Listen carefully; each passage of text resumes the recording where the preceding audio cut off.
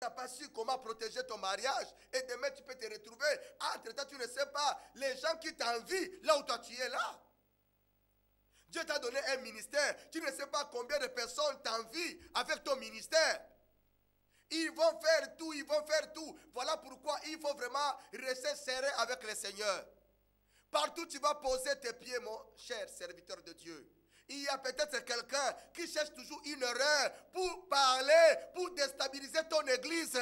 Alors ayez un comportement responsable. Ayez une vie responsable pour que les gens ne profitent pas à parler n'importe quoi sur toi. Ne donnez pas l'accès au diable. Ne donnez pas l'accès à l'ennemi, s'il te plaît. La Bible dit, ils sont allés voir le roi. Le roi était inquiet. Mais il va faire comment? Il avait déjà signé. C'est trop tard. C'est trop tard. Daniel est resté à la présence de Dieu. Quel que soit le décret qui a été signé. Frères et sœurs, un homme de Dieu reste toujours à sa position spirituelle. Un homme de Dieu, ce n'est pas quelqu'un qui change des idées parce que tu n'as pas assez d'argent, comme les autres ont l'argent, et toi tu commences maintenant à te soumettre. Un homme de Dieu, on ne l'intimide pas. Un homme de Dieu, on ne le sous-estime pas.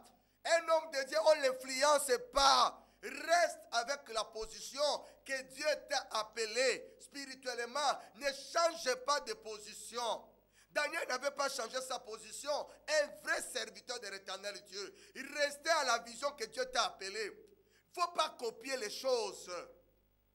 Il y a des gens qui sont là pour copier. Parce que l'autre a fait telle chose dans son église. Moi aussi je dois faire ça. Est-ce que c'est ça ce que Dieu t'avait dit? Est-ce que c'est ça ce que Dieu t'avait parlé? Chacun de nous est responsable de la vision que Dieu lui a confiée. Toi, tu ne peux pas dire que non, bon, comme ça, comme j'ai vu tel homme de Dieu, il a fait telle action, telle ceci, les gens ont marché, pieds nus. Bon, moi aussi, est-ce que sa vision, c'est ta vision? Sa vision là, est-ce que c'est ta vision? Pourquoi vous confondez les choses comme ça là? Ou soit tu as reçu une vision, ou soit tu n'as pas reçu la vision. Parce qu'une personne qui a reçu la vision, il a quand même une position dans la vie. Tu ne peux pas le bouger n'importe comment parce qu'il sait pourquoi il sait l'Éternel. Et il sait là où il va aller avec Dieu. Il peut manquer aujourd'hui, mais il sait, il a l'assurance que Dieu est avec moi. J'irai loin avec le Seigneur. La Bible dit, ils ont pris Daniel, ils ont mis Daniel dans la fosse au lion. Et le roi lui-même, il n'était pas content. Et la Bible dit, la nuit là, le roi n'a pas fait venir même ses concubines à cause de Daniel. Oh, le comportement. Daniel a un bon comportement. Le roi n'a pas fait venir les concubines parce qu'il voyait à Daniel la grâce de Dieu. Il faut que nos autorités, en commençant par le président de la République, les membres du gouvernement, les policiers, les militaires, les gendarmes, les hommes politiques, qui voient à nous la présence de Dieu suprême. Qui voient à nous une bonne vie, un bon comportement. Qui voient à nous les hommes de Dieu qui vivent au milieu du village. Pas pour le pouvoir, pas pour l'opposition. Nous sommes au milieu. Si un homme du pouvoir vient te consulter, gloire à Dieu. Un homme de l'opposition vient te consulter, gloire à Dieu. Tu es au milieu. Ne parle pas mal des gens. Restez à ta place comme la Bible dit, chacun pour soi. Les gens disent plutôt, chacun pour soi et Dieu pour tous. Donc Dieu aussi est pour tout le monde. Alors qui représente Dieu, frères et sœurs? C'est toi et moi, homme de Dieu. C'est toi et moi, servants de l'Éternel, qui représentons le Seigneur. Alors nous devons vivre au milieu du village. Nos autorités doivent voir à nous la vie de Dieu, pas l'injustice. Il faut qu'on voie à nous la justice de Dieu. Parce que dans nos églises, nous dirigeons les gens, différentes ethnies, différentes nationalités. Nous ne pouvons pas avoir des partis pris de gauche et à droite, Restons dans la parole de Dieu, aidons le peuple, aidons même les autorités, aidons même les gens qui sont élevés à dignité pour nous consulter nous toujours. Et après, ils verront à nous vraiment la présence de Dieu en disant que ce sont des hommes de Dieu. Un homme de Dieu, on ne peut pas t'influencer avec l'argent. On ne peut pas t'influencer avec le bien. Tu ne dois pas être là, un serviteur de Dieu, tu parles mal que du pouvoir. Tu parles mal que du pouvoir. Ou tu es là, tu parles mal que de l'opposition. Ça, ce n'est pas notre travail. Notre travail, nous sommes au milieu des véritables hommes de Dieu. Nous voulons que le pays, notre pays, le Gabon, puisse comprendre qu'il y a les hommes de Dieu qui sont au milieu, qui représentent les seigneurs. Et c'est comme ça qu'il y aura la paix. Nuit et jour, par la grâce de l'Éternel. Quand tu vois là où ça ne marche pas, tu appelles. Il dit, ah non, non, mon chef, là, ça n'a pas marché. Quand tu vois quelqu'un déconne, tu l'appelles. Tu dis, non, pour la paix du pays, soyons un, soyons unis, pour l'avancement du Gabon. Et au nom de Jésus, j'ai béni toutes les autorités, nuit et jour, qui font en sorte que le pays avance. Que l'Éternel Dieu bénisse tous les hommes de Dieu, servants de Dieu, qui prient pour le pays, notre cher beau pays. Parce que nous prêchons la parole de Dieu, parce qu'il y a la paix. S'il n'y avait pas la paix, on ne peut pas prêcher la parole de Dieu. Voilà pourquoi nous sommes appelés à prier pour toutes les autorités. Gloire au Seigneur Jésus de Nazareth. La Bible dit, pour terminer, quand ils ont jeté Daniel dans la fosse au lion, et le roi lui-même Darius qui va parler, il dit, oh, le Dieu que tu sers avec persévérance, qui te délivre, Daniel. Le roi n'a pas bien dormi la nuit. Il n'a pas bien dormi la nuit, Daniel, homme de Dieu. Il n'a pas bien dormi la nuit, frères et sœurs. Le roi n'a pas bien dormi. Il s'est réveillé matin, très tôt matinal. Il était là et il appelle Daniel avec une voix triste. Il avance, il appelle, il dit Daniel, Daniel, le Dieu que tu sers avec persévérance, il ne t'a pas délivré. La Bible dit, Daniel a repris. Il a dit, oh roi, vis éternellement. J'ai été innocent devant toi et innocent devant Dieu. Frères et sœurs, avant que Dieu puisse délivrer quelqu'un, il faut que nous ayons aussi cette vie-là. Est-ce que tu es innocent devant Dieu? Tu es aussi innocent devant les gens? La malédiction avec cause a des effets. Si tu n'es pas innocent, tu verras les caïds. Tu verras des problèmes dans ta vie. Tu verras des problèmes dans ta vie. Il y a une maman qui disait que, oh Seigneur, donne-moi le mariage, donne-moi le mariage. Mais c'est une maman qui est impolie. C'est une maman qui ne respectait pas l'homme qui vivait avec. À un moment donné, l'homme a dit, moi je ne peux plus vivre avec toi. Avec ton comportement comme ça là. Et elle demandait toujours à Dieu, donne-moi le mariage. Mais toi, tu n'étais pas innocente. Comment tu demandes à Dieu, donne-moi le mariage? Entre-temps, toi-même, tu es la source de la destruction de ton mariage. Ta manière de faire, ta manière de vivre avec l'homme, ce n'était pas ça. Et tu as gaspillé toi-même. Parce qu'il y a des fois, il ne faut pas accuser le diable, il ne faut pas accuser aussi la famille. Regarde aussi ta vie vraiment propre, ta propre vie. Comment tu as marché. Et aujourd'hui, il y a des répercussions. Peut-être on t'a coupé les deux trompes. Peut-être mon frère, tu ne travailles plus. Peut-être ton comportement, ce que tu avais fait au travail, ça a énervé le chef qui t'a demandé, dit non, de ne plus travailler ici. Donc voilà un peu, en grosso modo, ce que je tenais un peu à partager avec vous. 04 29 03 29. Les comportements, une bonne vie. Nous devons avoir une bonne vie. Et la Bible dit, Daniel était sain sauf. Daniel était sain sauf. Il a été délivré par Dieu. Un homme de Dieu. Il était innocent. Il dit, je t'ai rien fait du mal, roi. Je t'ai rien fait du mal, Darius. J'étais innocent devant toi et innocent devant Dieu. Dieu va rentrer dans ton problème si tu es innocent, mon frère. Toi, tu pries Dieu là, la même maladie là. Ce n'est pas toi-même qui es allé chercher les nganga, que la maladie là est là. Quand tu dis au Seigneur, étends ta main, depuis que toi tu pries là, Dieu n'étend pas ta main. Est-ce que tu as déjà confessé? Tu es allé voir ton pasteur. Ta manière de vivre aussi. Ma soeur, toi-même tu avais mis l'homme dans une bouteille. Voilà pourquoi moi j'ai toujours dit, attention, on ne dit pas que tous les mariages viennent de Dieu. Hein. Il y a des gens qui se sont mariés, ils sont allés prendre le mari, ils ont mis dans une bouteille. Et ils sont allés jusqu'à même au mariage. Mais toi, tu crois que le jour où l'homme là va trouver la délivrance, il sera avec toi? Toi-même, tu sais que tu es responsable. Parce que pour avoir le mari là, il fallait aller chez une maman, chez un papa comme ça là, qui t'a donné une bouteille et tu as mis le mari dedans. Et les gens vont dire c'est le mariage, et le mariage. Toi-même, tu sais, tu n'as pas été innocente. À un moment donné, le mariage aura des troubles. Mais toi-même, tu sais. L'enfant là que toi, tu as là. L'enfant qui tombe malade, Est-ce que maman, tu es vraiment innocente? Comment tu as eu l'enfant là? Comment tu as eu l'enfant là? C'est ça le problème. J'avais donné un témoignage, même dans mon église. J'avais même une sœur là qui avait un enfant. Et l'enfant là, elle avait eu l'enfant là comment? c'est une maman diabolique. Alors, une maman diabolique, on lui a donné un démon et l'enfant a des problèmes. Tu vas demander qu'on puisse délivrer l'enfant. Un démon, tu peux délivrer un démon. Comment tu as eu l'enfant? Tu peux délivrer un démon? Frères et sœurs, il y a des fois, nous avons des complications. Nous ne sommes pas des innocents. De ce que nous avons fait hier.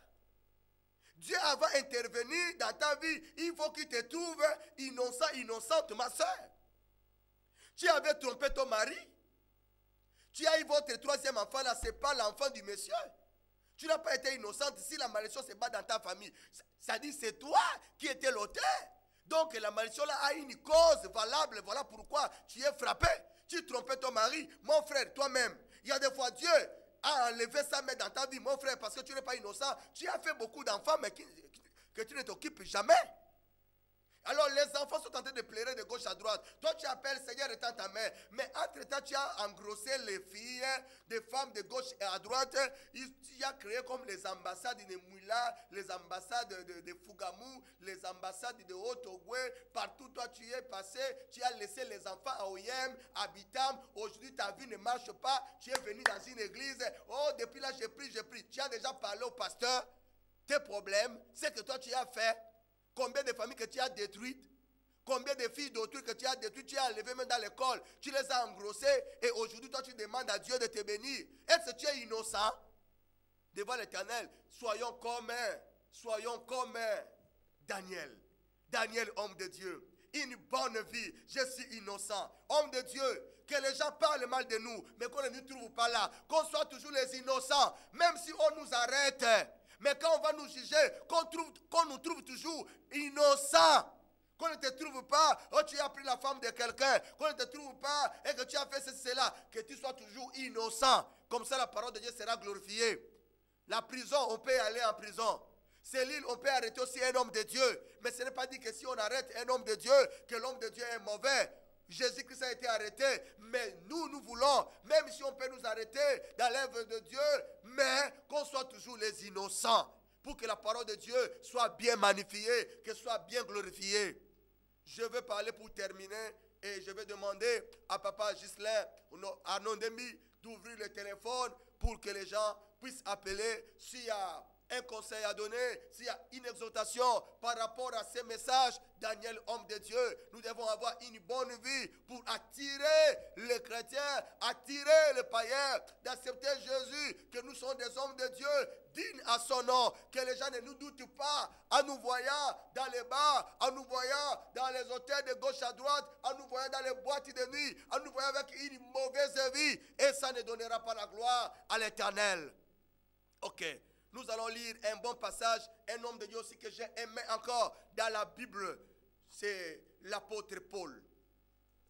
J'ai toujours aimé sa manière, comment Paul se comportait dans la parole de Dieu. Dans les livres de Philémon, excusez-moi vraiment, je suis grippé, par la grâce de l'Éternel Dieu, la parole de Dieu va passer. Philémon, chapitre 1, je prends le verset 17. Si donc tu me tiens pour ton ami, reçois-le comme moi-même. Et si tu as fait quelque tort, ou si tu dois quelque chose, mets-le sur mon compte. Moi, Paul, je l'écris de ma propre main. Je paierai pour ne pas te dire que tu te dois toi-même à moi. Oui, frère, que j'obtienne de toi cet avantage dans le Seigneur. Tranquillise mon cœur en Christ. La chose qui m'a beaucoup touché, c'est tranquilliser mon cœur en Christ. Ça, c'est Paul. Allô? Allô? Bonsoir, de Dieu. La chose. Allô? Allô? Bonsoir, de Dieu. Bonsoir. Bonjour, pasteur. Bonjour, maman. Je me présente, maman Henriette. Ah. Bon, pasteur, priez pour moi, je ne me sens pas bien là. J'ai aussi un grand blocage, je n'arrive pas à voir l'argent qu'on m'a promis là. Okay, priez pour moi, pasteur. Je vais prier. Seigneur, étends ta main par ton amour immense. Touche la vie de maman Henriette. Au nom puissant de notre Seigneur Jésus, selon ton amour. Amen. Ok, merci. Que Dieu te bénisse. André, la puissance. Oui, allô? Allô? Allô? Bonsoir, pasteur. Allô? Allô, bonsoir, pasteur. Bonsoir, maman.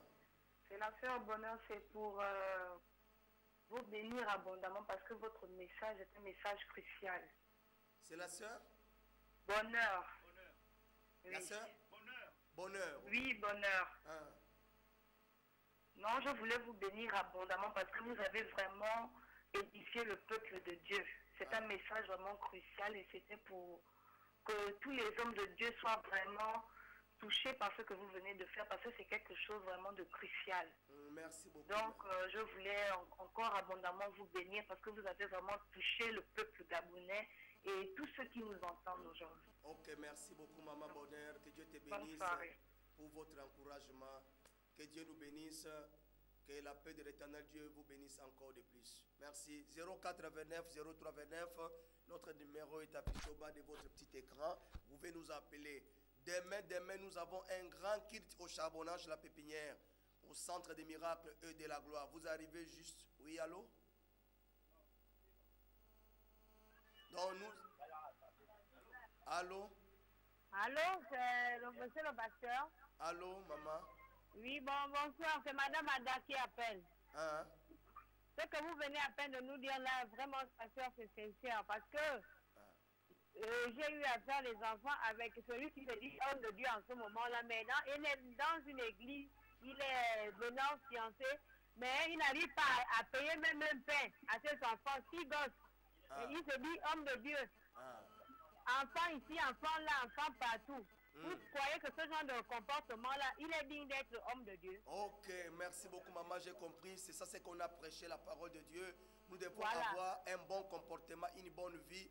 Il y a des gens qui ne sont pas bénis par le Seigneur parce qu'ils ont fait des enfants partout. Ils ont détruit les vies de certaines filles. Et aujourd'hui, là, ils sont à libre vie. Ils sont en train de demander à Dieu partout. Seigneur, bénis-moi. Entre-temps, si les enfants là pleurent et manquent du pain et ne fréquentent pas une école, ils ne seront pas bénis. Merci beaucoup.